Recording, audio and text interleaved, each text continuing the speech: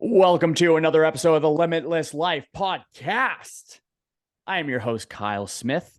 And if you have not done so, hit that subscribe button so that you never miss another podcast. And if you love this podcast and want some more tips and tricks on how to improve yourself, go ahead and subscribe to my YouTube channel. There are a ton of instructional videos there. You can find the links down below. But for today, my friends, my guest is the strong Stoic himself, Brandon Tumblin.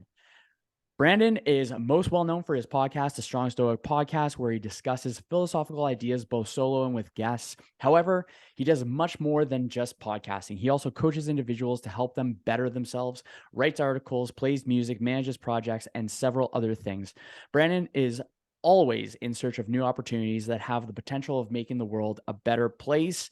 Brandon, my man, welcome to the show. Well, thank you very much. Great introduction. Really looking forward to chatting with you, Kyle, man. Excited for this. Excellent. So honestly, I think starting with why the Strong Stoic, what inspired the title?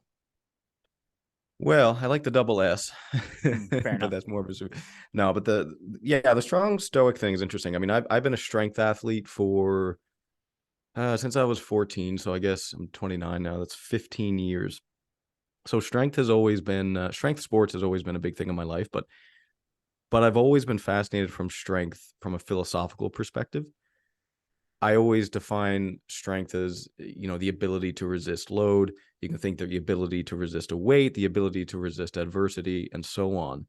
And so the strength part was just something that I've always been fascinated with, that idea of strength.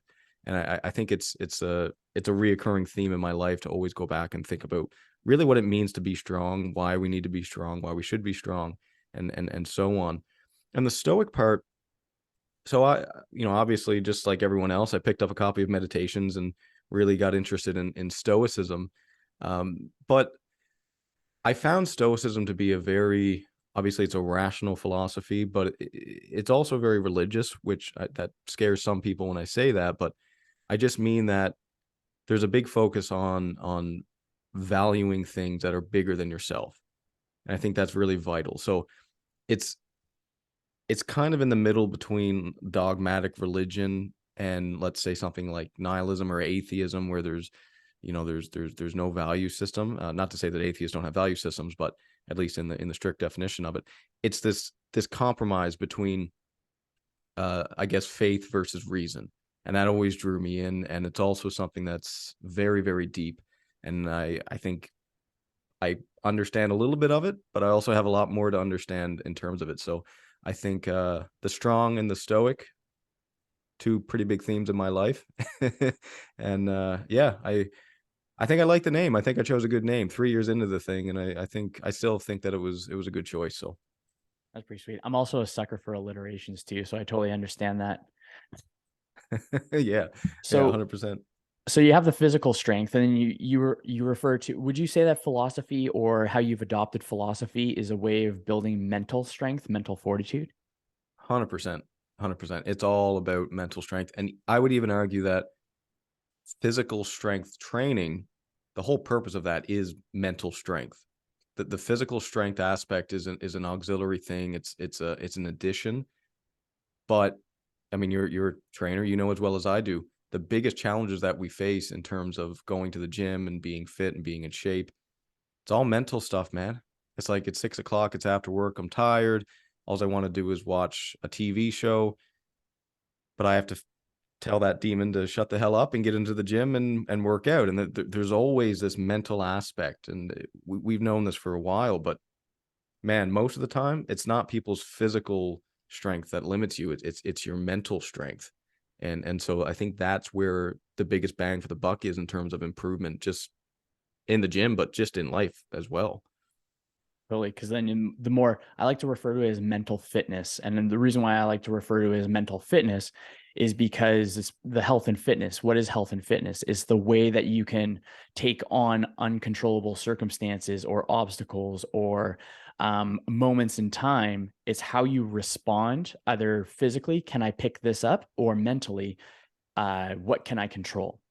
And I think the more that we can train our mind And through physical activity is absolutely one of the best, I would say would be the foundation bedrock in order to create a stronger foundation. Because when we can not master, but when we can overcome what I would say is the inner rival, the version of us that wants that comfort, that wants that stagnancy, that wants to keep things as is rather than pushing forward. I think when we are able to push through the physicality, when we get the physical part, what's the next thing? Mental. Okay, how can we dial that in, and how can we become that role model, that better version of ourselves, rather than listening to what I like to refer to as the inner bitch more often? Yeah, 100%. And that inner bitch, man, it never goes away.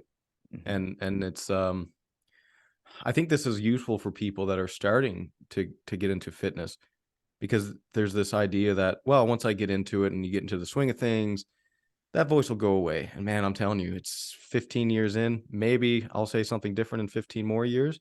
But right now, I can tell you, man, that voice just never goes away. There's always a voice that's saying, you can just not go to the gym today. You can just eat that cake. You can do this. You can do that. Everything telling you basically to not become the better version of yourself that you know you have to become.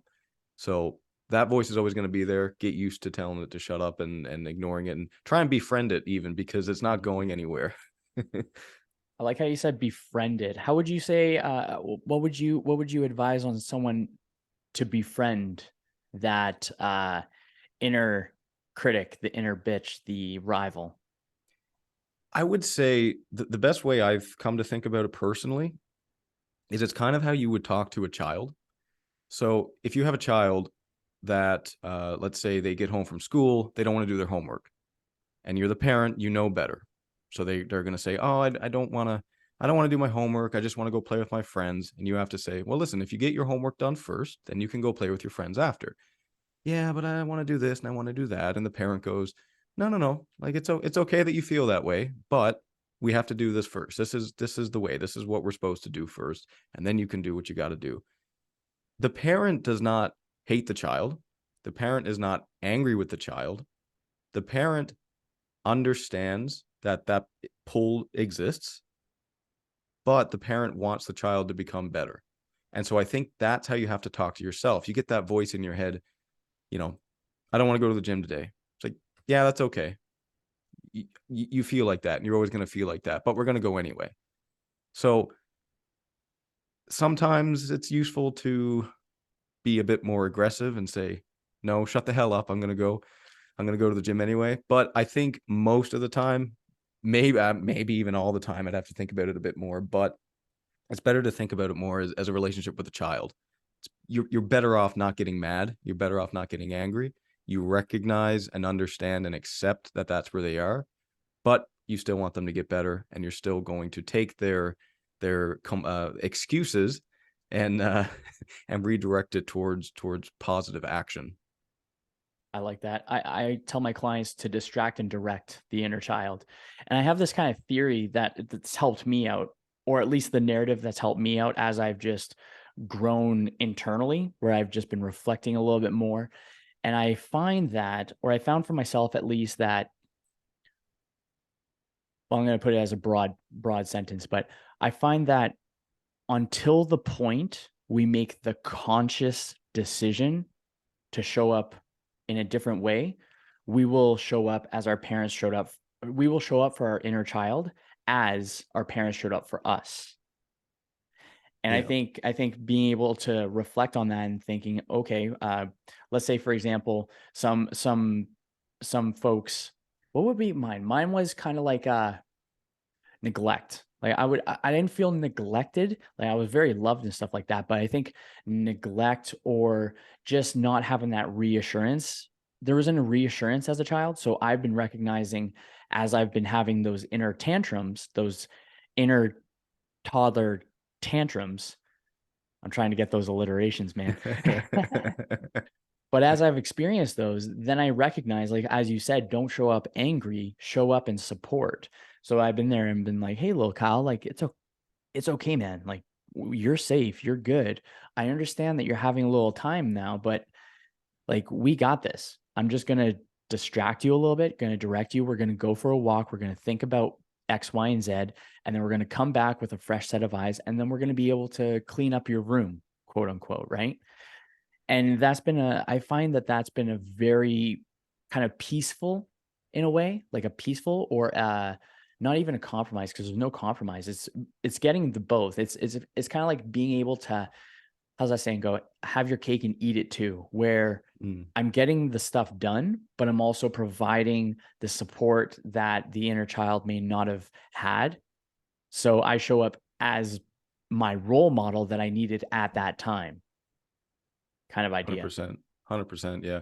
Yeah. It's the thing about that relationship is the relationship between you and a child, or you and your inner child, is you have to make the child, or your, let's say your weaker self, understand that you are on their side. Like, I'm doing this for you. This isn't a battle. So you think about that voice again. I don't want to go to the gym. You say, well, that's fine that you feel that way, but we're going to do this anyway. And I'm doing it for us, because I know if we don't go to the gym, that weak voice is going to turn into a vicious voice. That weak voice is going to turn into someone that you really don't want to be. It's like the classic two wolves. It's like you have two wolves, let's say a good one and a good one and an evil one, right? It's like, which one wins? The one you feed more, but the one that you never feed, it never dies. It's always going to be there. So you have to learn how to integrate that and even love it. And that gets back to an idea that I'm fascinated with, is learning how to love the not so pretty parts of yourselves. But certainly I think that perspective of, I'm on your side here. And you might not understand that, just like a child doesn't understand that the parent is always on their side, but I am on your side. That's pretty cool. Would you be able to, so what have you been learning about the integration, that love, that internal, that little thought experiment that you've been enjoying, I suppose? Yeah, I mean, it's a really hard thing. I think I put this before in the past, integrating, let's say, the more darker elements of your personality. Because you can't get rid of them, you have to find a way to utilize them into positive action. And the best way of putting this is the angry teenager that has a lot of anger and frustration in their life. You can do a lot of things with that. You can become a bully, or you can pick up a barbell. And, you know, some people disagree on this aspect, that they think that you can philosophize your way out of anger issues. And I think you can over time. But emotions are very strong in people. And I think personally for me, I think I really needed that strength outlet as a young man. And I actually think I still do for the most part. I need that. So you can take something like aggression, because you could argue that weightlifting, powerlifting, it's controlled aggression. So it's this balance between chaos and order. And you can take that again, and you can become a bully, and you can abuse people, and you can do this and that. Or you can harness that into effective action, and then it actually benefits your life. And that's not to say that you go in the gym all pissed off and angry all the time and scream at the barbell. That's not what I'm saying. You integrate that into effective action that ultimately benefits your life. So it doesn't go away. It's there. It's part of you. Nice. I like thinking of feelings like the force, where feelings are Yes. not inherently good or bad. There is no inherent morality. Aggressiveness is not inherently bad. Sometimes violence is the answer. And what I mean when I say violence is the answer, I mean, sometimes you just got to tell yourself, or not even tell yourself, but sometimes you just take that really powerful emotion, and instead of treating it like a shotgun where it's going to go all over the place, try to narrow in the view where it's more like a sniper rifle, where you can actually dial in and target, like use that as a way of doing it. But yeah, it's just like the force, where the force is neither light side nor dark side. It's actually the practitioner, the use of the force. That's the person that is responsible for the output. 100%, man. And I love I love Star Wars, so I love the Star Wars references. Sweet. It's actually, I actually talked about this the other day too, but I'm just going to share it because you like Star Wars. But I have the way I kind of have my own little mental model is that I have a council of Kyles. And I like to think kind of like because Kang's super huge in the Marvel universe right now. And he has the Council of Kangs, and I have a Council of Kyles. So I think, okay, what would this Kyle be like if this point in time was shifted? How would I be a different person? So it's thinking, who would I be in an alternate reality where it's like, I think the Kyle that is somehow a version of Arnold Schwarzenegger that I could embody in the moment of exercise. Right. And so I look at them as a Jedi council where my consciousness, Kyle Prime, as I call myself, is the Jedi or the Grand Master. And then the other Jedi are just the other variants of my alternate reality in my consciousness and thinking further out. And I found, actually, I think this is the reason I started having that kind of a mental model. And it was very much inspired by How to Win Friends and Influence People, I believe. Nope, Think and Grow Rich. It was from Think and Grow Rich, where you kind of think of the people that you want as your role models. So I would envision people for that. So it'd be like Bedros Keuilian for business, or Alex Hormozy for business, and then let's say The Rock for fitness, and just how he interacts with people. I like how he interacts with people. Anytime I've ever seen a video with him interacting, I've always felt more so inspired by that. And I just thought that there's probably an aggressive component to him, but I recognize the humility and the humbleness, although he is an absolute superstar, right?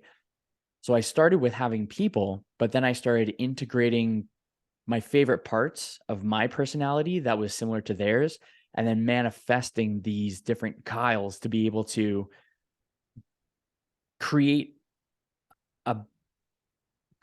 a soundboard for me to bounce ideas off of. Because I Right. listen to so many podcasts. It's kind of interesting. You listen to so many podcasts, so many audiobooks, even if you're listening to or reading meditations, there's a little bit of Marcus Aurelius in the back of your mind that is saying like, hey man, maybe you shouldn't be sleeping because it's not your job. Your job is to go do shit. And I think that's Right. kind of a interesting little thought. Do you have any mental 100%. model? Oh, go ahead.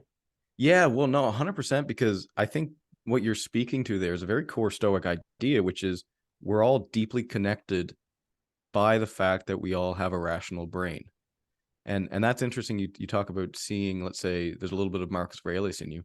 That's true, man. And there's a little bit of everyone in you. And that what this does is I think it gives you a little bit of compassion, because you can imagine everyone, every single person on the face of this earth being your mirror in some way. We are so much more similar than we are different. It's insane, and we get so focused on where we are different. But you take for example someone that is just very rude. It's like you don't know the life that they've lived, and even if you can put on their shoes now, you're only wearing their shoes right now. You're not wearing their shoes since the time that they were born. You don't have the slight difference in genetics that may make them predisposed to something else. And I think it's very helpful, because we have to understand that, man, you look at someone that you don't like, you should do a mental practice of thinking to yourself, well, what would have to happen to me in my life for me to end up just like that person? And that's the hardest thing to do, because this is someone, again, that you do not like. But if you don't do that, the potential consequences of that is that you could actually end up like that person someday, if you don't visually think and accept that you could have a very similar personality to them or life to them, given a similar set of circumstances. It's all about compassion. It's all about this connection that we share with each other. Absolutely. I love that you said compassion too. Compassion has been a big one the last chunk of time. And I'll tell you a story as to something that really inspired it. It was a buddy of mine. And we're just talking about various lessons from various psychedelics that may have Yeah. been explored. But he was talking about a DMT one that he had, and that's actually on my bucket list. I want it. I like the I like the I like the extremes where I'm like, how can I be as present as possible? and what else is out there. And I don't have like I think that I think it's because I put good out there, or I actively try to pursue compassion and love. Like compassion, love, and discipline are huge components to my existence. And that was like a couple tangents that went on in my brain there. Holy smokes. But for this part, it also involves exploration of what could be out there. So there's not a fear to it, but because of the good that I'm trying to put out, I think that there is that karmic effect where there is good that comes to the people that do good. And on the note of what you were saying with the connection and the compassion, he was telling me about his story where he describes the consciousness as soup. Like there's a consciousness soup. And when we kick the bucket, or even before, because we only experience natural DMT twice, once when we're born and once when we die. And I think that hypothetically, just theoretically, those could be the transmission points for our consciousness. So during his DMT trip, he explained it as our consciousness can go from our physical beings. And I really like the idea that we are not earthly beings trying to be spiritual. We're spiritual beings trying to be earthly. And our consciousness goes back into that soup kind of idea. And when he told me that, I'm like, I'm not sure if there is truth to it. I'm not sure if it is 100%, but I'm going to adopt that compassion and connection for all of us as a whole. Because you and I are breathing, we're in two different parts of the country, but we're both breathing the same air. We're both here right now. We're both taking one step at a time forward. And there's not very much that separates the poor from the rich, the healthy from the unhealthy. When we're just existing in this time, the only variable is the individual. That's the only controllable or uncontrollable factor that we get to look at. And it's just crazy shit, man. Oh.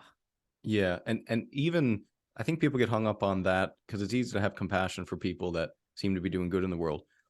But to really love people that are evil, that's where it becomes really difficult. And I think the way to understand this is if you love someone, you want them to flourish. And there's a community aspect of this. So you and I, let's say we're in this podcasting community.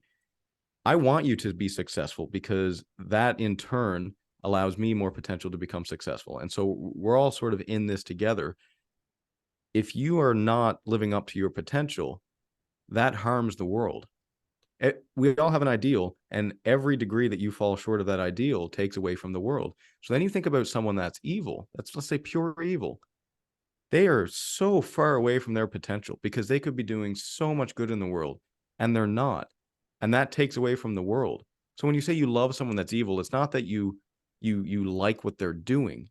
It's that I wish that you had the wisdom to know what it really meant to flourish. And then that includes being a good person. That includes being selfless. That includes doing things for other people. That includes making the world a better place. I wish you understood that because then the world would be a better place. And that's what love for evil people is. So it's hard to do, man. It's easy to say that with people you don't know. And then you get this a-hole at work and you're like, screw this guy. And man, we all do it. I do it. But again, it's that perspective change. It's like, no, this is a person that has rationality just like me. We all have a piece of that divine, and we should probably try and get along with each other. Right? Totally. There's this part in the book Sapiens. I believe it's in Sapiens, but the fella was talking about how the only thing that really separates people is the flags they wave. So at the very beginning point of time, we're like what we were saying, like we're bred from the same point in time. We're birthed from the same point in time. The only difference is our consciousness, right? And what the fellow was saying is that it's the flags, it's the country, it's the thing, it's the titles, the narratives that go along with those titles, the characteristics that go along with those titles. The more things that we seem to raise our flags for, we end up creating more division rather than unification. And I thought Yeah. that was a really interesting kind of thought. I'm like, oh, I didn't even know that. I didn't even think of that. Yeah. Yeah, it is crazy, man. Yeah, to oh, it's just so hard, it's because we all fall into these traps, right? Hmm. Just just labeling people, putting people in boxes, right? That's how I would say it. You mentioned like flags. I would say that we all have these different boxes that we tell ourselves and tell others that we are in. I'm a good employee. He's a bad employee. I'm Canadian. He's American. Whatever. We all have these labels, and I don't think it's completely true, but there is I think it's Kierkegaard who said, if you label me, you negate me. I don't think that's completely true, Ooh, but there is certainly this interesting. idea that as soon as you put a label on someone, you're reducing them down to a single concept, and this is a human being. This is the most complicated, complex organism that we know today, and you're reducing them down to a single thing, to their race, to their height, to what they do for work. We all do it. We have all these categories, and we just throw labels on each other. And I don't think it's helpful practically sometimes, but from a compassion, from a philosophical standpoint, man, it does us a big disservice. Agreed. So how'd you get into Stoicism? Did you find yourself tumbling through life? Love it, man. Yeah, I was actually on Tumblr, and Nice. yeah, that's awesome. Yeah, no, Stoicism, man. Honestly, I started with Gladiator. I was at the movie Gladiator, and I saw Marcus Aurelius, and the actor there was just really cool guy. And Russell Crowe's character there, Maximus, he's quite stoic, right? The character was, even though I think there is a figure in history that was similar to him. But yeah, long story short, I started, I picked up meditations and started reading about that. And I actually found something interesting. It's that a lot of the concepts in Stoicism I was brought up with, and maybe you can relate to this, but I find a lot of the Eastern Canadian values are fundamentally Stoic, very, very humble, uh, built on a grounded philosophy. Try and do right by each other, try and be a good person, and we all fall short of that. But you try, you do your best, and I think that yeah, it seemed to be just a natural move towards me. In some ways, I feel like I always was somewhat stoic. I was always on that path in some way. But then when I found it and understood what it actually was, it's like, holy crap, man, there's a lot of learning to occur here. And I better get started. Nice. That's pretty cool. Now that you mention it, where it's from the East Coast kind of perspective, where philosophy or Stoic philosophy, the humility, and then also being down to earth, being an East Coast kind of characteristic. I totally think you're right, because when I moved out west, there's a lot more. Everyone's a lot more speedy here. It's quick, quick, quick, and I find myself now reminding myself to slow down so that I can actually be present rather than just chasing the next thing. And what I found is, with the people that I surrounded myself here with, and then also, and I think it was probably early, I think it was like 22, 23, 24-ish. That's where I really started getting introduced to Stoic philosophy. I believe Ryan Holiday was an introduction to philosophy, I'm pretty sure. Yeah, sure. Yeah. And what I found is, by reading these folks from 2000 years ago, or even the new guys like psychologists, or even like Viktor Frankl, Carl Jung, or Jung, um, Rick Rubin's, I would consider him a philosopher at this point as well. I resonated with a lot of the messaging quite a bit more. So I was still hanging out with my friends and stuff, but I was also learning from these, not masters of their life, but producers of a good life. Yeah. And I really wanted to produce a good life for myself, and then also the people. And then when I realized, you know what, I may have started with producing a good life for myself, but it quickly becomes going from a me to a we, and it became that kind of universal kind of context. Yeah. 100%, man. I think Stoicism is hyper true. And I don't say that lightly, because I know this always comes off as someone that's dogmatic about their philosophy. But Stoicism is such a living philosophy. Like, you have to really embody it. It doesn't give you the answers. There's no commandments.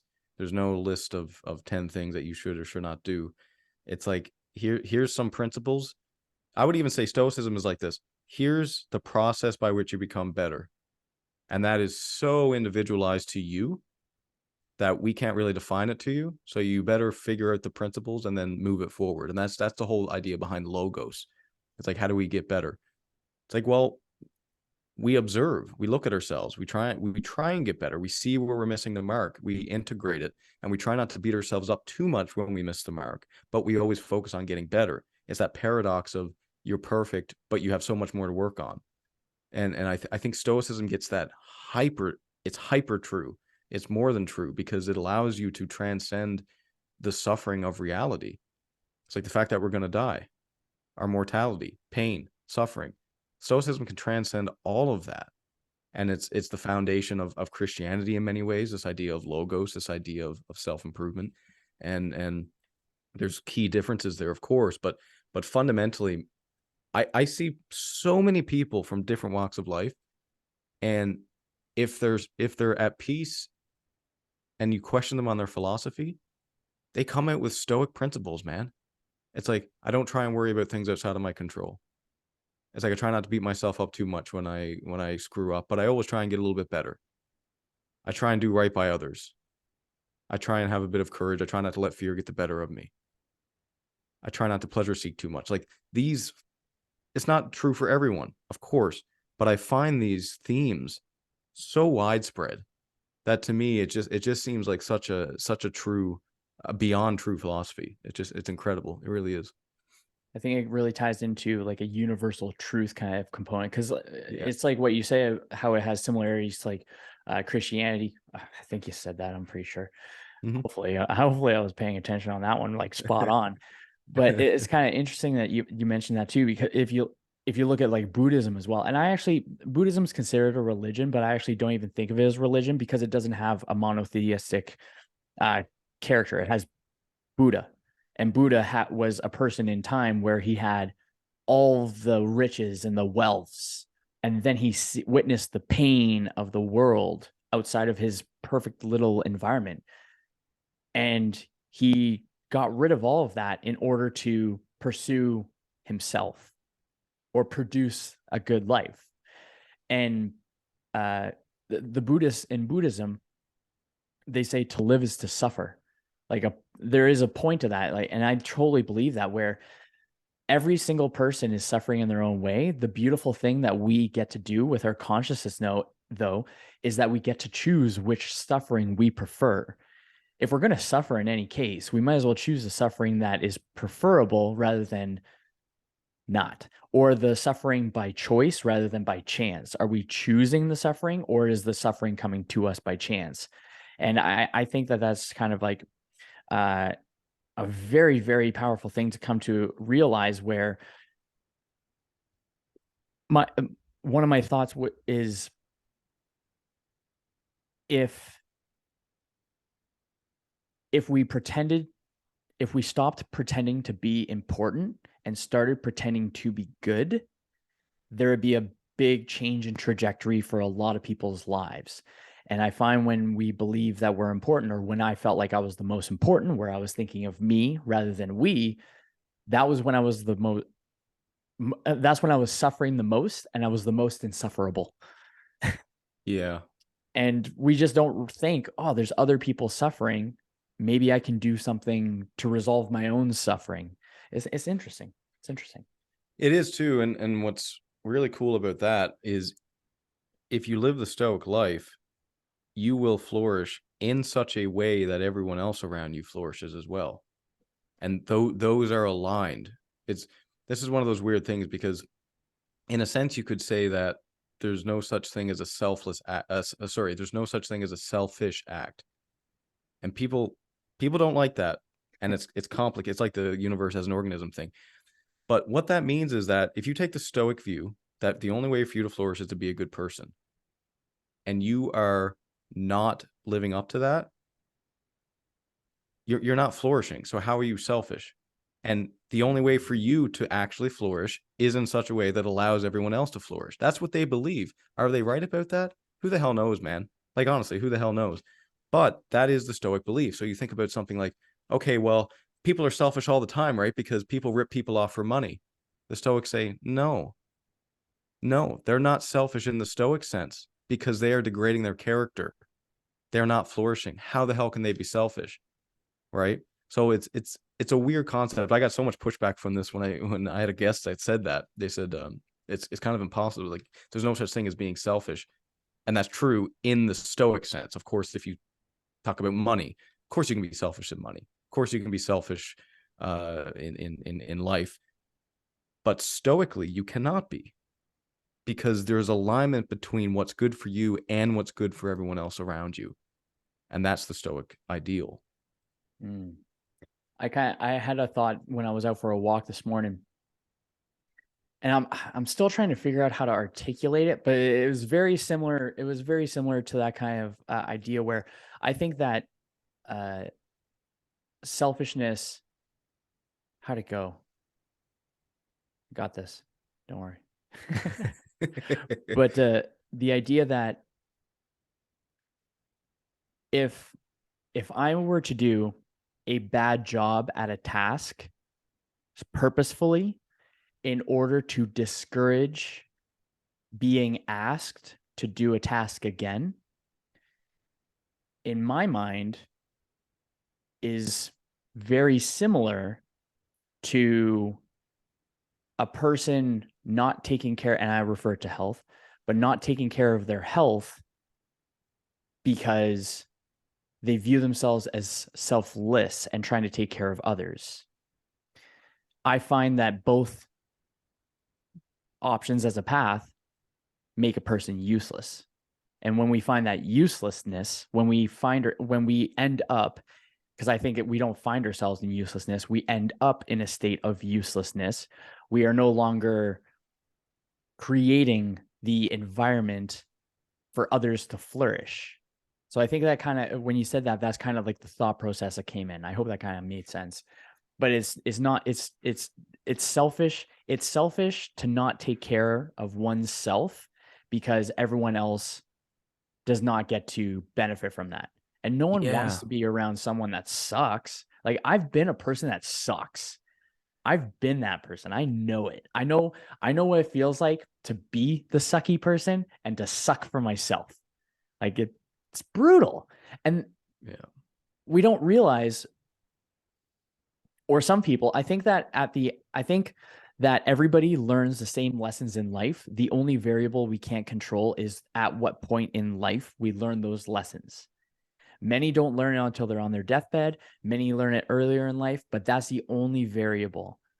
When I found that, when I watch folks that, and it hurts my heart because they have, kind of like what you're saying before, they have so much potential. They can be such a positive contribution to the human race. And that's a metric that I think of is my definition of success is, for myself, or my code of conduct, my honor system is the pursuit of self-betterment and to be a positive contribution to the human race and to be a savage servant. Yeah. Yep. And dude, when I really became clear on how much I didn't want to suck as a human being, friggin', here I am now recording a really cool podcast with a really cool dude, and then just enjoying this time. And hopefully us talking can help inspire another person and help inspire another person and help inspire another person. And I think that it's so beautiful that such simple interactions, such simple tasks can change the trajectory of a person's life so much. And I think that that is what the creation or the art of living is. Not like the art of living from the Epictetus book, but the art of living as in we are the artists of our life, and what we see is the art that we're creating. Yeah. We have so much power. Oh man. Oh yeah. Yeah. Okay. This is side tangent on this one, but I just thought of this, but it's kind of the cool idea where there are the idea of infinite realities, and we don't shift from reality to reality externally. We don't shift to another planet, right? That's exact same as Earth. We are just shifting our own perceptions or frequencies or our vibes. I like to always just go with good vibes. Yeah. And and I think when I really changed those kind of components, those kind of narratives, I very much so recognize a change in how I view the world as if I'm on a different planet. Yeah. Crazy.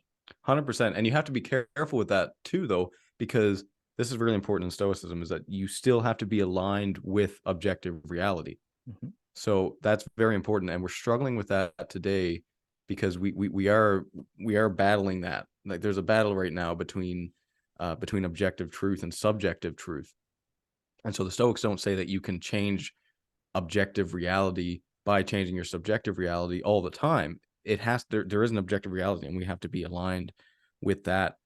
I did want to mention, because this is interesting, and I thought a lot about this. You mentioned that person that you don't want to be, that Mm-hmm. person that sucks. And, I thought a lot about that because I've had situations like that where I'm not where I want to be. I'm not who I want to be. And I see people that I don't admire that I will become if I stay on this road. Talk about a scary thought, man. Talk about just a terrifying thought. Ooh, And then I I thought a just lot got about that. goosebumps.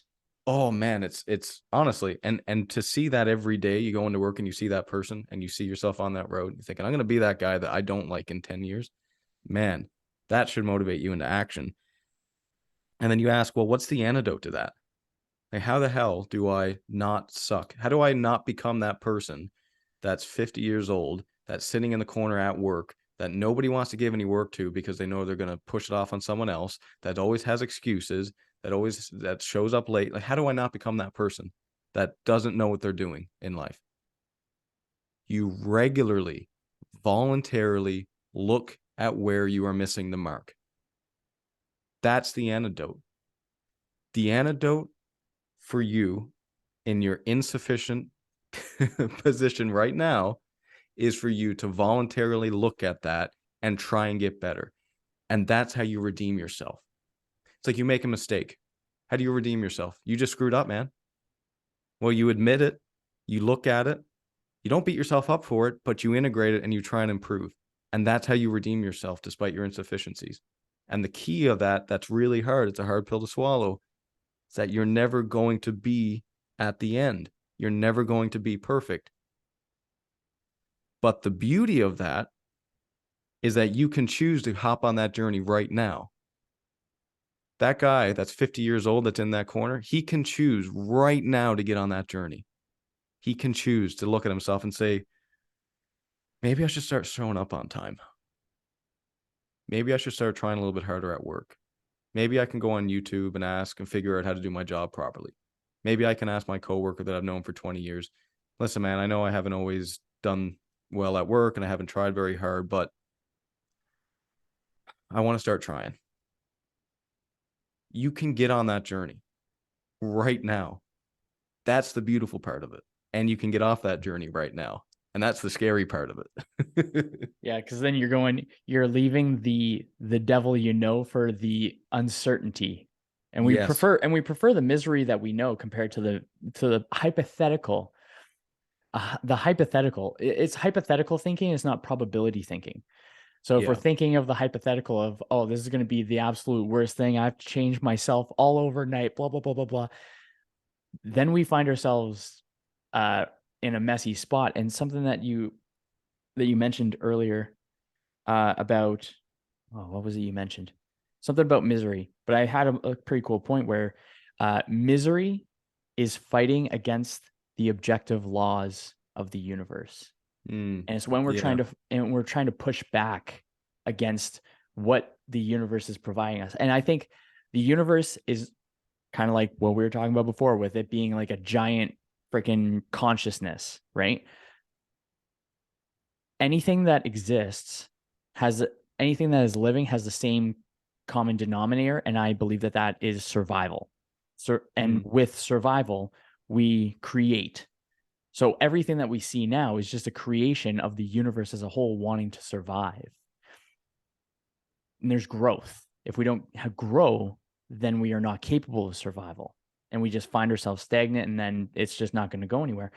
And if we're going along with the metrics or not the metrics, but the instruction of the universe as a whole, and we think, how can we grow? How can we become better and expand further and connect in a way that we never have before? We end up less miserable because we're working with the laws of the universe rather than not. Sounds so funny. It's so funny just saying it, but it's kind of like how it makes sense in my mind, at least. No, it's true, man. And here's a really, you gave me a really interesting thought. I think it's interesting. It's interesting to me.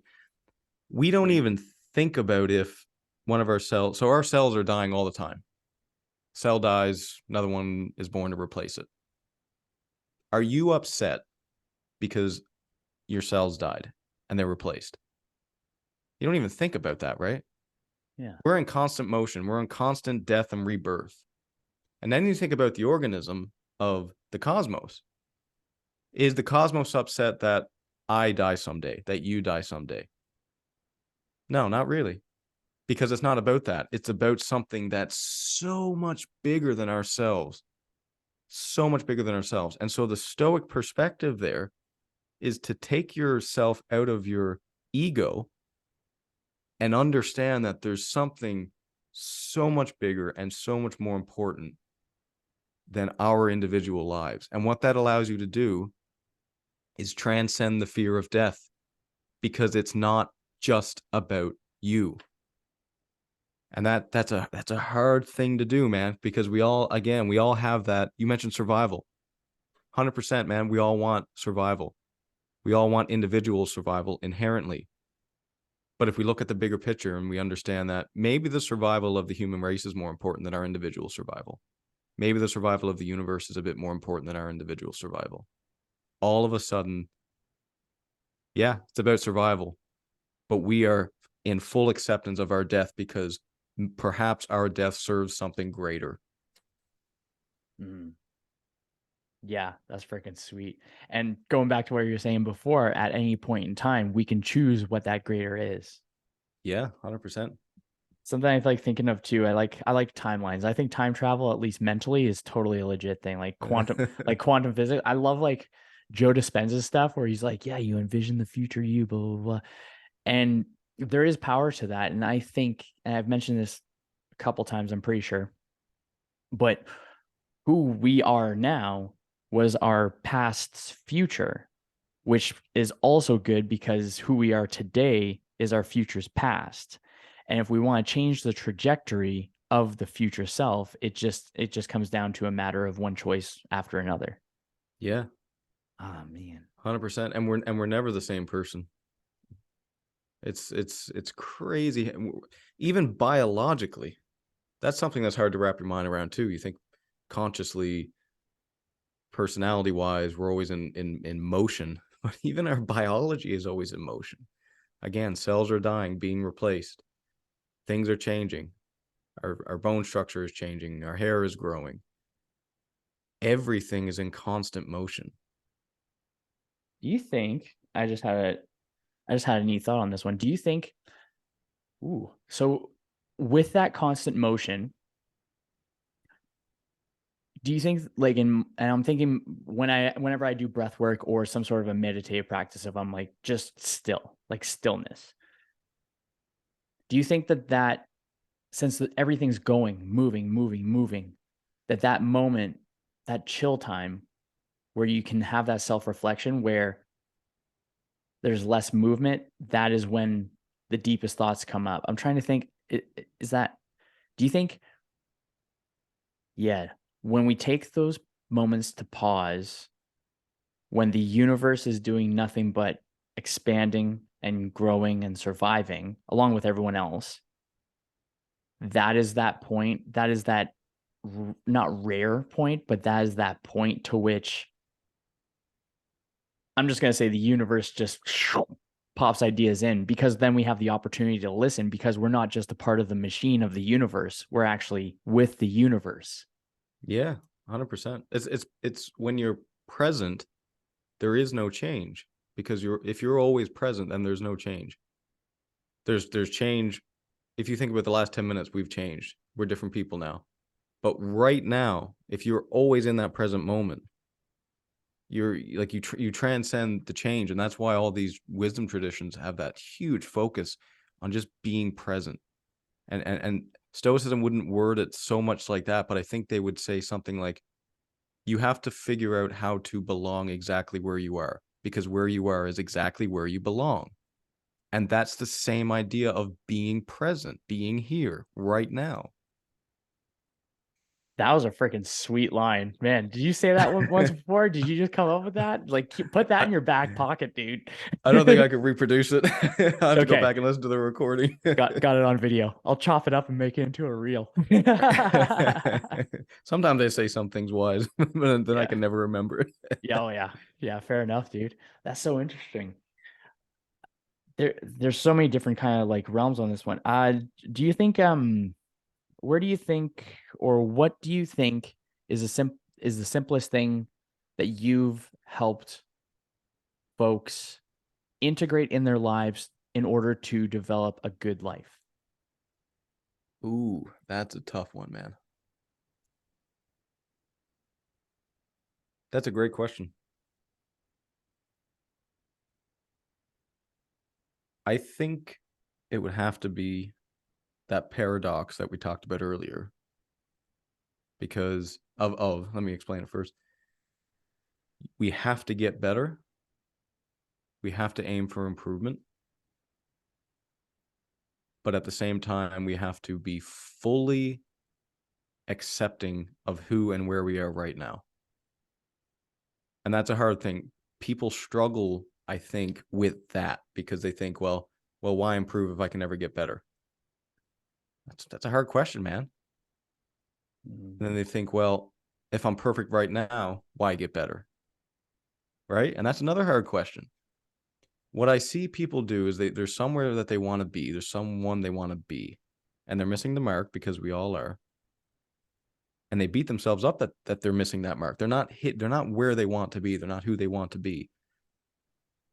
And you can always do that, because you're never going to be perfect. You can always look at who you want to be and who you are right now and think, man, I'm so far from that.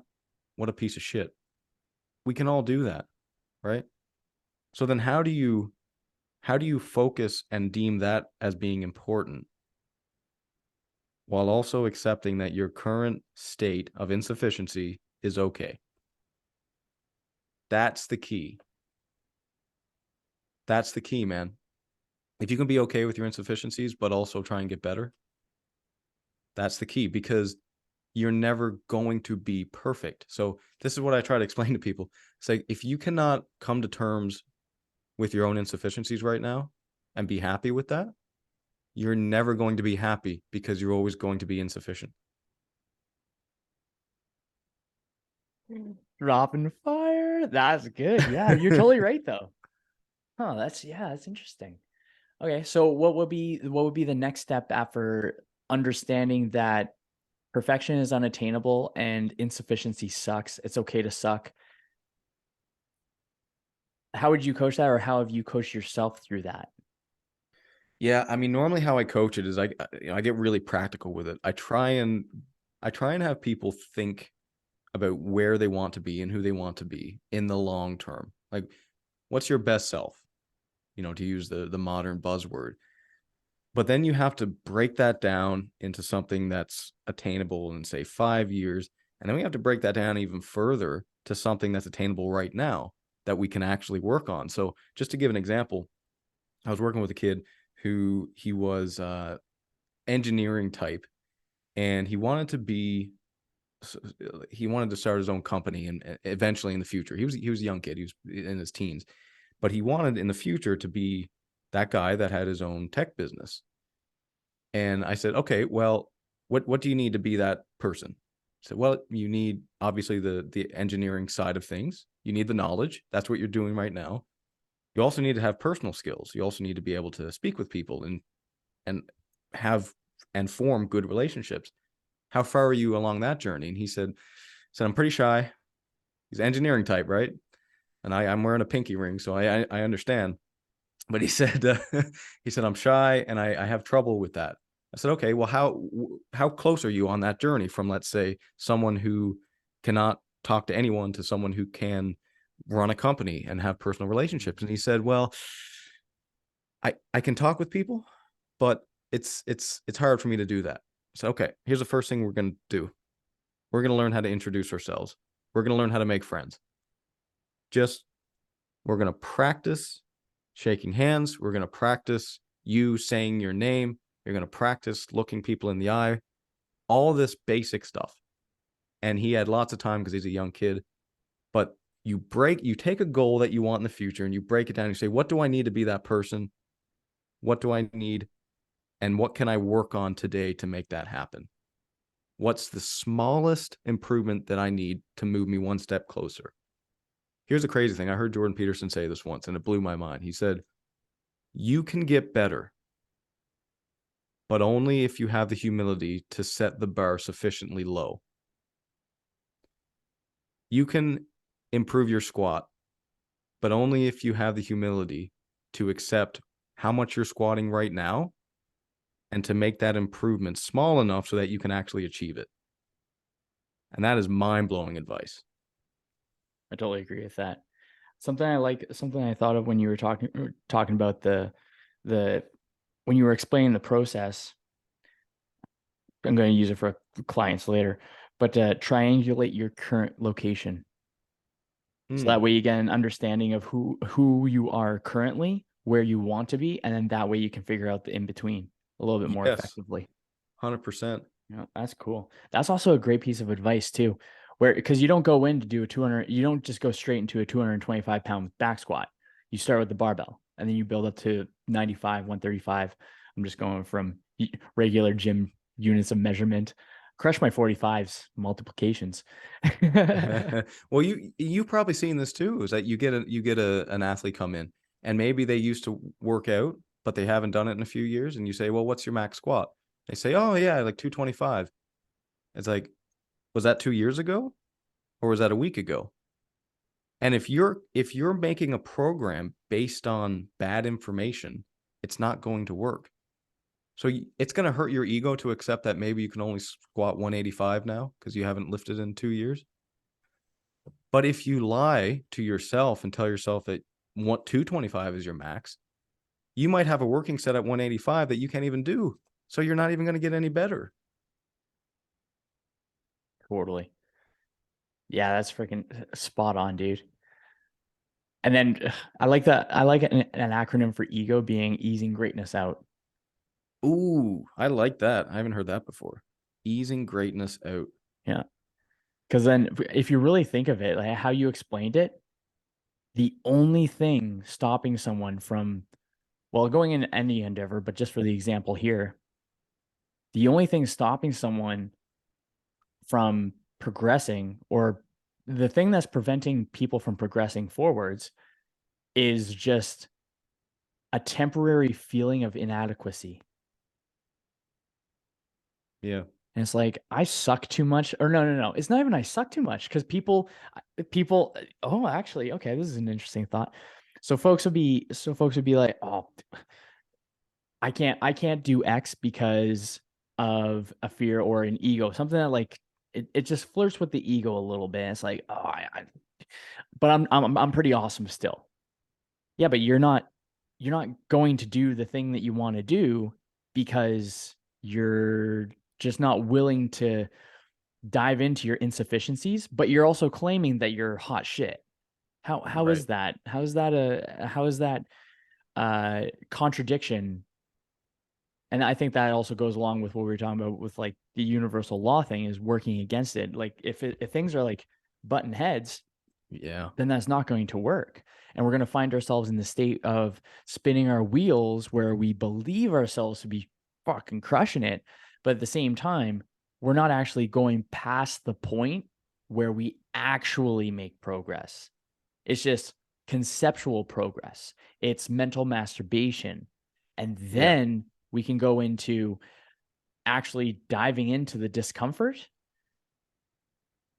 and then really finding ourselves through that. I believe that I think that emotions follow motion, where when we can go outside and we change the state, we change the strategy, we get to focus on those thoughts of who we want to be.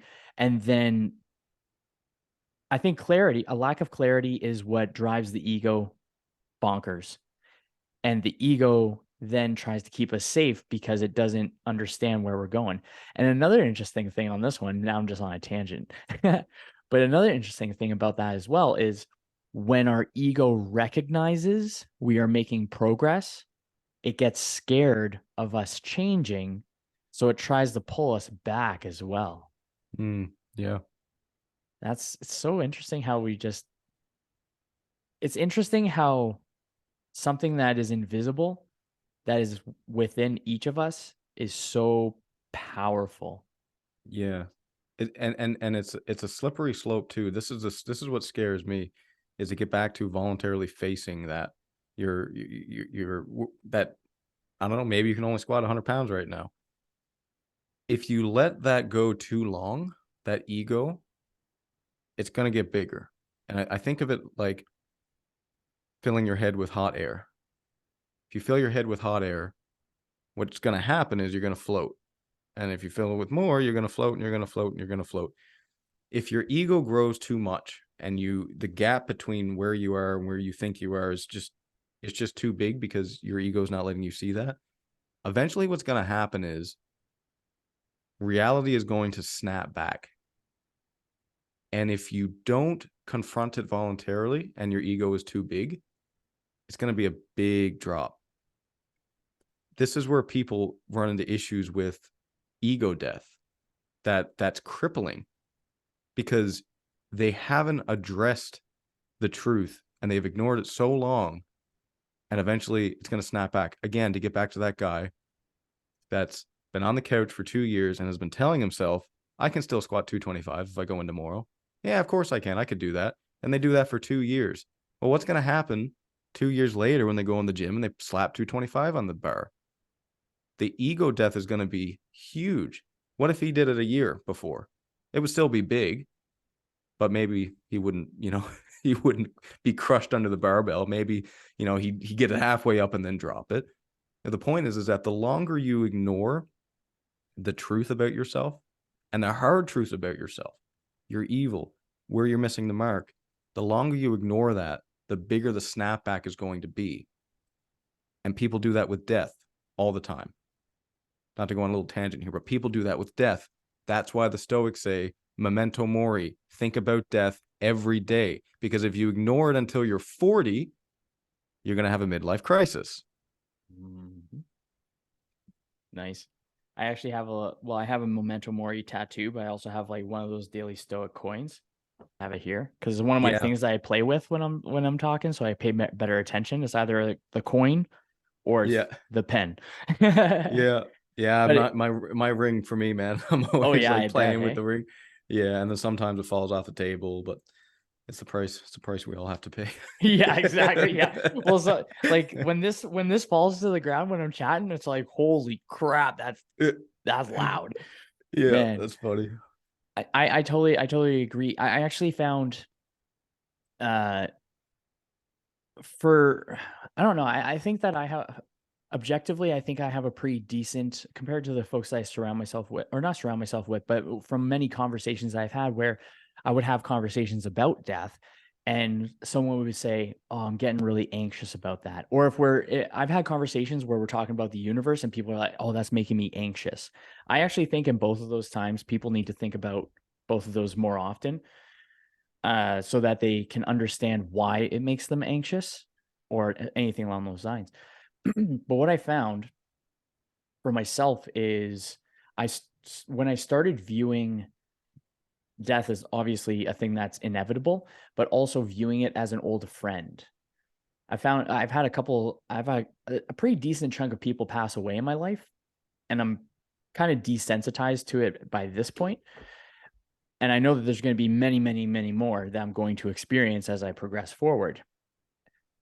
And what I found is the best kind of narrative for myself is to think of death as the old friend, where there's been a couple times where death has kind of like been looking around the tree and is like, are you being an idiot? Are you being an idiot? Thankfully, did not have the situation where death was hanging out.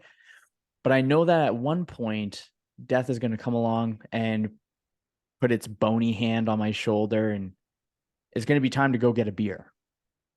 Yeah.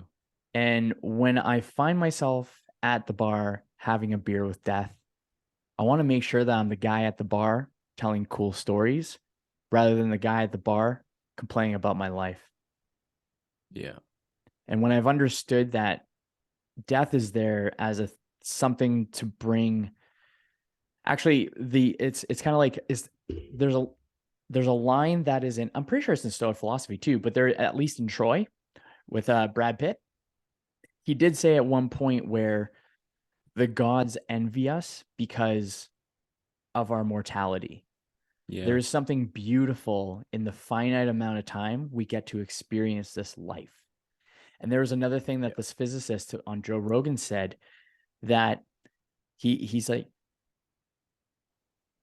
what more could people want? We are spontaneous creatures that get to experience and observe the world around us. Although it is for a finite amount of time, the chances of you and I existing is 400 trillion to 1. What Yeah. more could people want? There is a simple, our parents could be 5 minutes off and we wouldn't have existed. Now you take that and extrapolate it to the beginning of time. All those things had to happen for us to live. And then many of us choose to live as if we are dead already.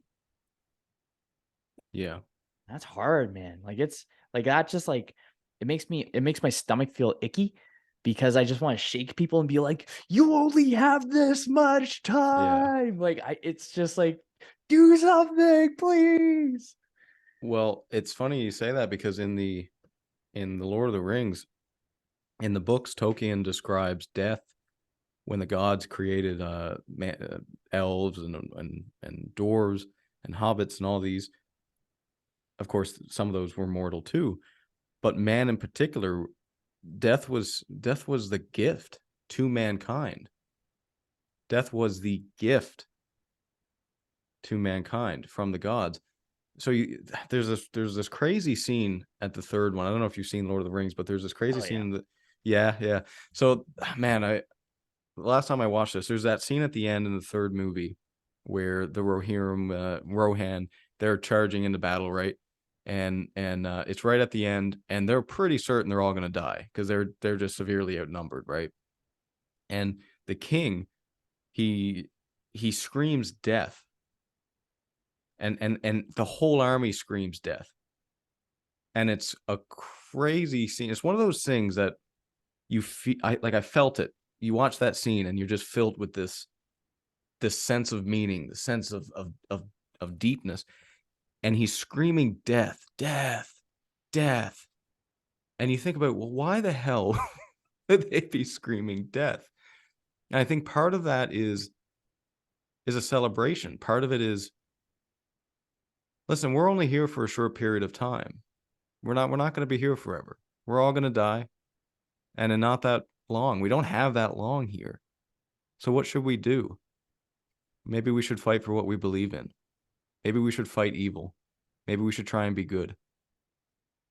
You guys over there, the orcs, you guys are evil and all you want to do is spread destruction. Well, guess what? Death is the gift. Death is the gift of mankind. And what that means is that if we're evil or if we're good, death's going to come to us. That gives us the opportunity to really fight, to live and die for what we truly believe in. And that is a gift because we're not worried about living forever. We don't get to. It's not an option for us. But we can choose to live and fight and die for what we believe in. Absolutely. I love that, dude. Where it's understanding, well, it's understanding virtue for sure, and working in alignment with, or being clear on what you value as a virtue and working in alignment with that to provide that goodness. So interesting. So interesting. What are some things? Oh, go ahead. Go ahead. No, I was gonna say, love that scene, man. And it just, it's always fascinating to me that some things just make you feel something so deep, and you don't know what it means, and then it takes you years. I mean, I've been watching those movies for years, man. Last time I saw it, I did a lot of thinking on that scene. I still don't think I have it hit on the head yet, but there's something there, man. There's something about just the celebration that death is a gift to mankind. Totally. Well, even, oh yeah, man. If you look at any warrior, anything's ever, like an honorable death Yeah, was the focus. It was always, okay, if I'm going to die, it's going to be an honorable death. And I think having that as the focus, as a driver, that's kind of, now that I never thought of it until now, but like an honorable death would be a really cool one, where I think doing good and being good, even if you don't feel good, because you're not going to feel good, but you can still be good. That's the yeah, dichotomy of facts versus feelings. The fact of the nice. situation is that you can still be a good person despite how you feel in the moment. Right. But we would rather just allow our, kind of like a Venom symbiote, from Spider-Man, where we can allow that symbiote to engulf us and to blind us and to try to intertwine and just develop us, or not develop us, but become, like, have that full integration. But we get to choose to not take on that symbiote and to take on that anger and to take on that frustration. We can still use the power, but we do not want to be consumed by it and lose ourselves to those temporary feelings, because we make a lot of Yeah, long-term decisions based off of short-term feelings, and then we find ourselves in trouble. yeah, But I think having an honorable death would be the possibility, or the chance, because nothing's ever guaranteed, but the possibility or the chance to say, you know what, that person helped me out with this thing. I like that. I think that that's a yeah, beautiful thing. And without the expectation of reciprocation, that's when it's pure. I think that's when it's like purely just out of the intention, out of the honor of the heart. yeah. Oh, yeah, that's an interesting one. But yeah, death, man.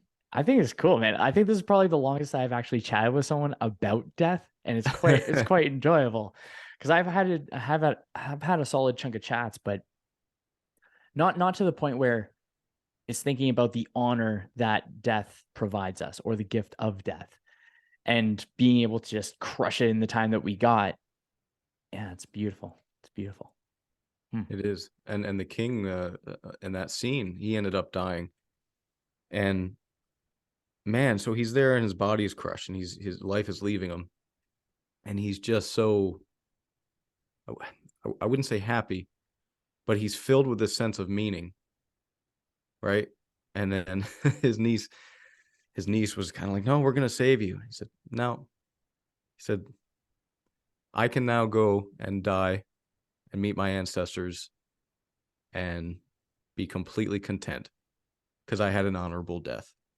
And then you think about the person that, instead of charging into battle screaming death, the person that ran away to avoid war, to avoid fighting for what they believed in, abandon their friends, abandon their family, and they have to live till they're 90 alone with that regret. It's like if you meet your death properly, you become immortal because you offer this permanent this permanent thing to your lineage, to your children. Think about your father, your grandfather, or someone in you know that died well. We all talk about Socrates. We all talk about Seneca. Why? They met their death. They died well. So not only do you honor your ancestors by living and dying well, but you honor the future generations for eternity. Absolutely. Think of a person that comes to mind on that one is King Leonidas in the 300. Oh man, Like 100%. they knew going in, they're like, we're not getting out of this. And they still, like, all 300 of them went into battle despite knowing that the odds, but there is integrity. They stuck to their values, their virtues, and they recognized that what they were doing was the first step into something bigger. Because after they all kicked the bucket, that's when the rest of Greece decided to come together against the Persians. If think of it this way too, if King Leonidas was like, yeah, okay, I'll take some land, I'll give you some water, no big deal, it'll be Persian, we could be in a very, very, very different present time right now. Actually, we wouldn't exist, most likely. But hypothetically, we could be in a very different place. Like the Persians would be able to take over all of Greece. What would that mean? What would that do for our existence now? It Yeah. is due to a few good humans that stuck to their values, their virtues, their integrity, their compassion for the people around them. Because I do think that is very compassionate as well, is we are going to do what is right so that we can inspire others to do what is right. Yeah. Like that's exactly like what I think of when you're saying that is the reason why we remember those peeps. And I believe it was Seneca that decided to kick the bucket himself because he didn't want to. How would it go? It was, I believe it was. Socrates, they both took hemlock. Socrates was given a choice of exile Yeah. or or death, I suppose. And he was at the end of his life, didn't feel like the last maybe decade of his life was going to be, in bliss. He didn't want to leave his friends. He didn't want to stop philosophizing. So he took the hemlock. That's pretty sweet. What's cool about that, though, talk about Leonidas, man. I love that example. I got to think more on that. But you think about Leonidas. How much longer would he have lived? 30 more years, 40 more years? You and I here, 2023, looking back, do we give a shit that he died, at whatever age he was versus he could have died till he could have lived till he was 70 or 80? I mean, probably not back then, but you get my point. Dude, we don't even think about that. But then we get so caught up in living an extra year, an extra 5 years, an extra 10 years, even an extra 100 years. And you think, dude, in 200 years, no one's going to look back and say, oh man, I'm so glad my ancestor ran away and didn't do what he believed in so he could live for another 10 years. It's like, it's so small that we don't even think about it. We don't even think about the fact that Leonidas lost 10 years of his life. In the breadth of time, it's nothing. Just like in the breadth of time, we are nothing.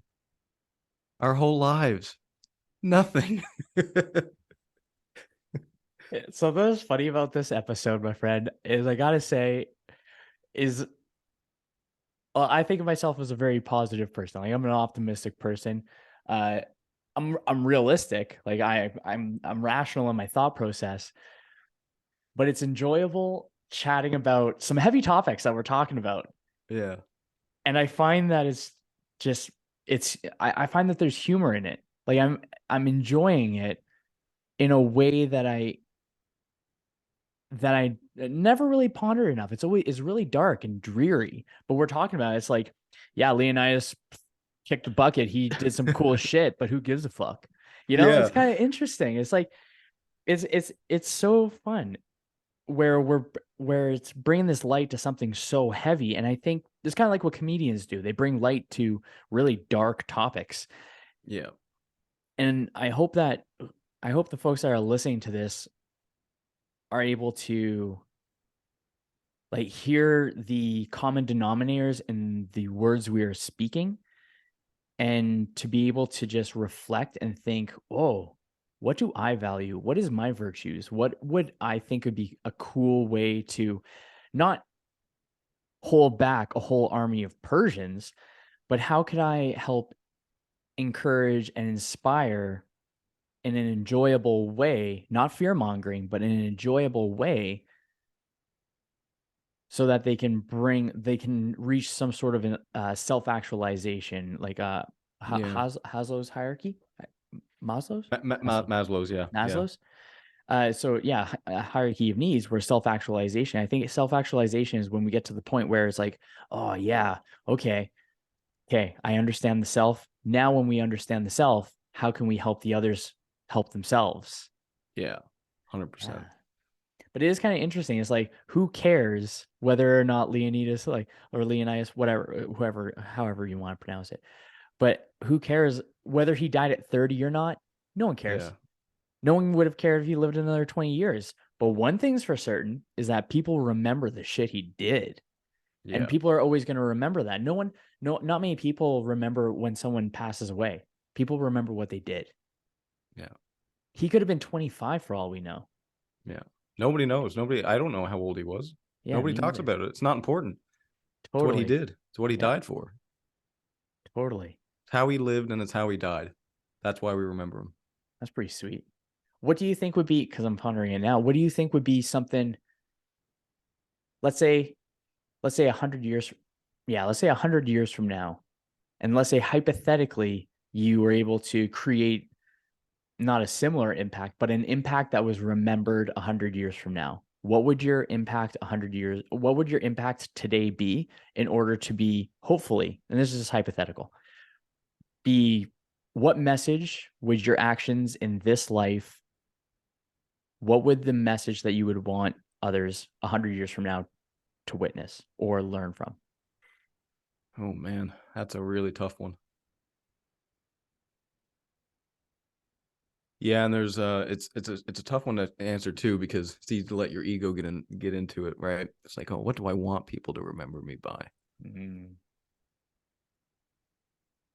I can tell you where I'm really at peace, and I hope to spread that a little bit, or I guess completely. It's just that idea we talked about earlier of belonging wherever you are. Because I think, especially now, I think a lot of people struggle with belonging and loneliness. Like if you look at like relationships are going way down, romantic relationships, but I think also friendships. I think people are struggling with that now too. There's a lot of people out there, man, that don't have like a good friend, like what someone they would call a best friend, someone that they talk to regularly. We all have superficial relationships, but I don't know, man. A lot of people struggle with belonging and loneliness, but I think the key message of stoicism is that wherever you are right now, this is where you belong. And it doesn't necessarily mean that it's pleasant. It doesn't necessarily mean that this is where you want to be or you should be, but maybe it's where you need to be in order for you to become better. It's like people who hit rock bottom with drugs, with alcohol. Maybe that's where they need to be. Maybe they belong right where they are. Not because it's pleasant, not because they're living up to their potential, but because maybe they need to hit that in order to become something so much better.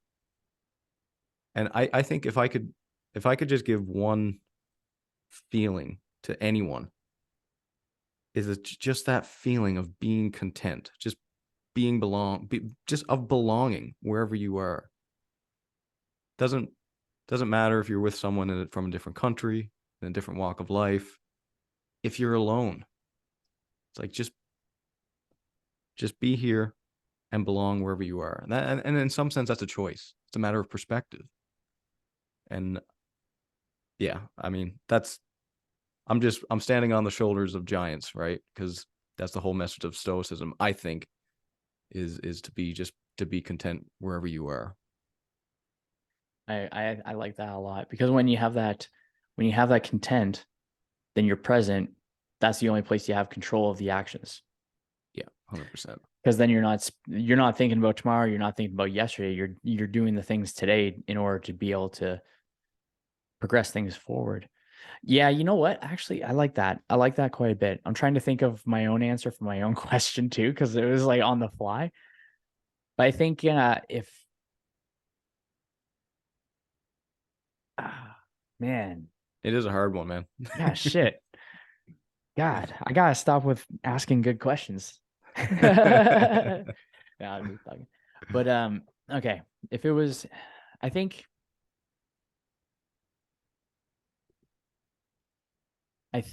the message that I would want my life, I think the message I would desire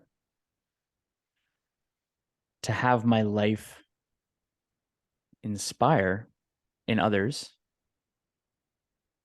would be to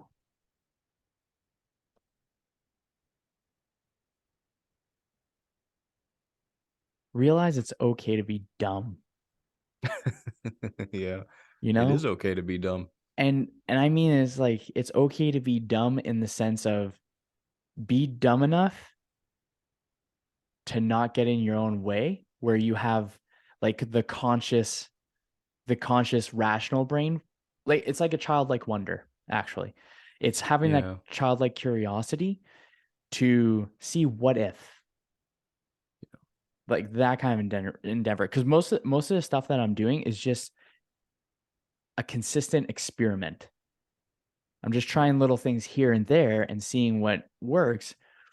Well, one thing that I think is very, very important that I like doing is I really do like I have it written on my board over there for podcasts is like good vibes make for good guests. And I think that goes further past podcasts. I think that I like it when people, and I can recognize it when people feel oh, like that sense of like they can breathe. They just know mm, that I'm not going to judge them for silly things that they did whenever. And I find where going to with what you were saying about relationships or how we have acquaintances, we have superficial acquaintances that we spend time with, but who really speaks deeply? And yeah, it is that fear of the belief or the point is okay. This is an interesting thought on this one, where we know what our values and virtues are, but we are fearful of sharing our ideas. Maybe we just don't know how to articulate them properly, which is totally fine. But then that very fear is where we fear if I share this, I'm going to end up alone. That very fear is alienating us from the people. So we end up feeling alone. yeah, yeah, And I think with that community, the compassion and being able to have that opportunity to have just good vibes and to bring people in rather than push people away is a beautiful opportunity. And in my mind, at least, I see a lot of folks that are just chapped. They're not down, they're just chapped. It's just something about the circumstances. They're just like, I'm just having a grumpy day. It's like you had a grumpy day yesterday too, and the day before that, and the day before that. Do you want to chat about it, or do you want me to tell you some stupid little fun facts yeah, and try to bring that like wholeness? Oh yeah, a wholeness. I want to be able to bring a wholeness and good vibes to the people around me in order for them to feel comfortable enough that their confidence can flow through them. I think that there is confidence in competence. And when we find ourselves the most confident is when information doesn't stop at us, it flows through us. So I would say that you are very confident in Stoic philosophy and the information behind that because you articulate it. So that goes through you, just mm, like 2000 years ago at Zeno, it started with Zeno. And then here we are. We're just yeah. a couple modern day philosophers that don't say that we're philosophers because only other people can say who was a philosopher and not.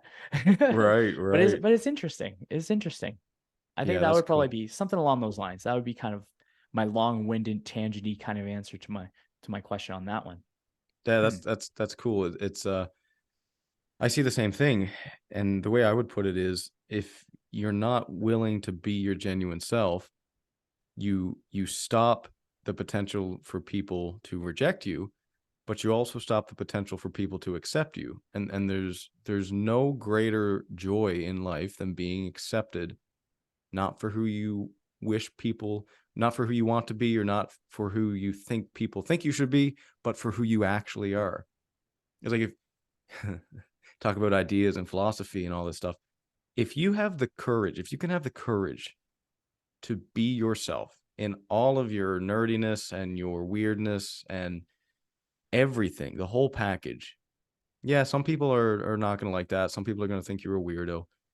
But the people that do, and if you can really see that and genuinely be yourself and be accepted for it fully, that, man, there's nothing better than that.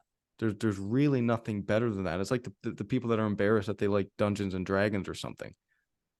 It's like, okay, you can be embarrassed about that. And yeah, it's nerdy. Guess what? A lot of things are nerdy. But if you're never courageous enough to admit that you like Dungeons and Dragons, you're never going to meet other people who like Dungeons and Dragons.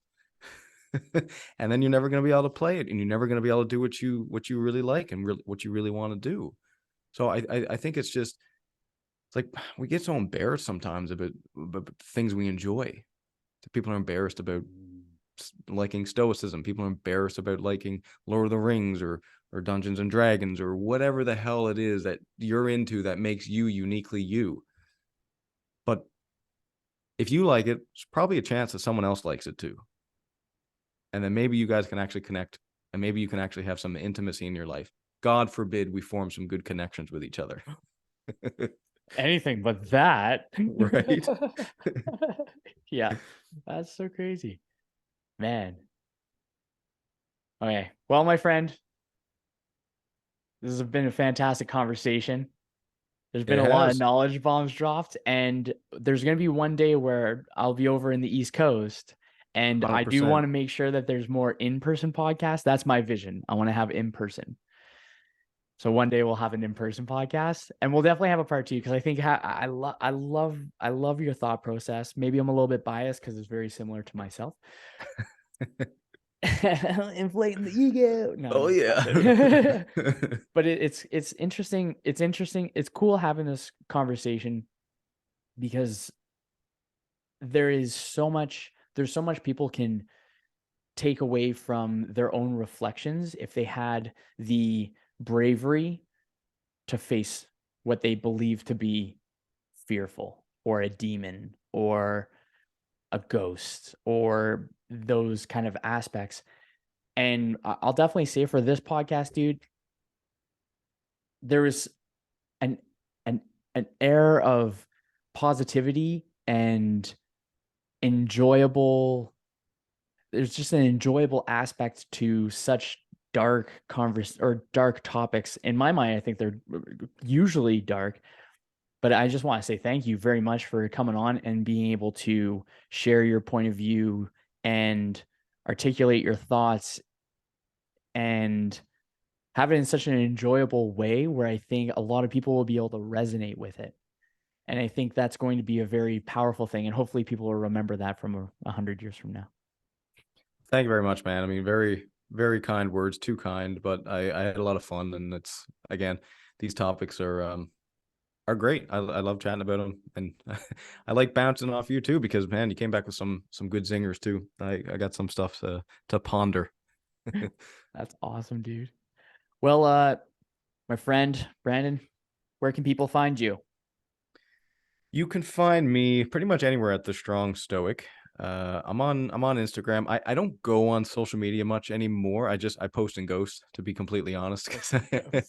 But I do post a lot on there on social media. But the best way is probably just to find me on your wherever you listen to your podcasts. I'm everywhere there. But if you did want to reach out to me, Instagram or Twitter, also the strongstoic at gmail.com, you can find me there. But I love hearing from people. I really enjoy listening to everyone's journey, and I learn from everyone too. So, definitely don't feel like I'm going to be like the teacher here, because I'm probably going to be the student. So, I love hearing people reach out. So please do if you want to chat. Sweet, my man. Now I got 2 final questions for you. Yes. So first one, very appropriate given our conversation today. Holy smokes, man. So setting the stage, I suppose. You're in the East Coast. You're on your deathbed. You're overlooking the ocean. All of your loved ones and the people that you've inspired are around you, or maybe just immediate family. But you're on your deathbed nonetheless, and you have one piece of advice that you can pass on. What would that piece of advice be? Yeah, that's a really, really tough question. And I've been pondering it. I think I would have to say, I'd have to give a paradox. I'd have to say, you have to take everything you do in life seriously, but you also have to not take yourself too seriously. We have to move forward. We have to become better. We have to go to work. We have to try and make the world a better place. And if you want meaning in your life, man, look at your day and consider everything you do as being important, and everything you don't do for others, for the world, for work, for people you care about. That's where that's where you get the meaning that sustains you in life, right? It's through what you do and towards that dedication to making the world a better place. At the same time, paradoxically, accept that you're just a moment. You're not going to be here very long. Yes, your work is important. Yes, what you do for everyone is important. Not even important, but vital, crucial. But at the same time, when you die, the world is going to go on without you. And that's okay too. And if you can balance those two viewpoints, man, I think you'll live a great life. And it's something that I'm still working on. And I think I probably will be up until that deathbed day, hopefully. But yeah, I think that's the secret. That's a good one. You'll find yourself on the deathbed and you'll think, this is the moment. This is the moment. Nothing changed. Yeah. That's awesome. And then for the final question, my friend, the best version of you, the highest version of you, the role model version of you that you look up to comes next to you, sits down, looks at you, and gives you a piece of advice for this season of your life to get through it. What's that piece of advice? And that's a great question because it causes a lot of self-reflection.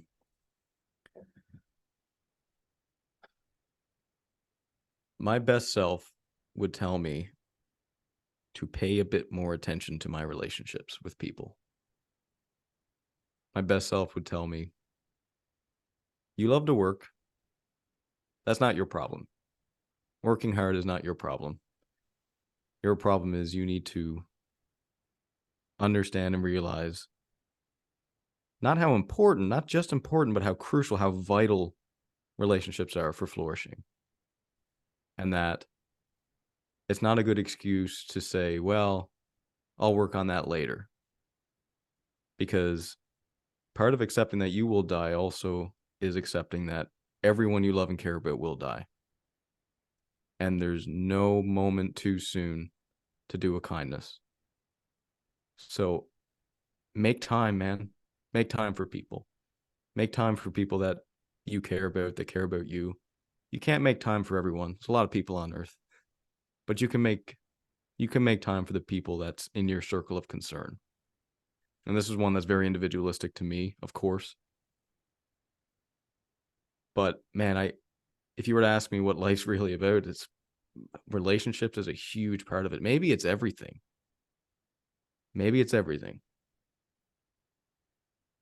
But someone like me who's very career focused, who's very ambitious, sometimes I lose sight of that. And sometimes I need to be reminded that I got to make time for people and I got to make that a priority, maybe even the priority.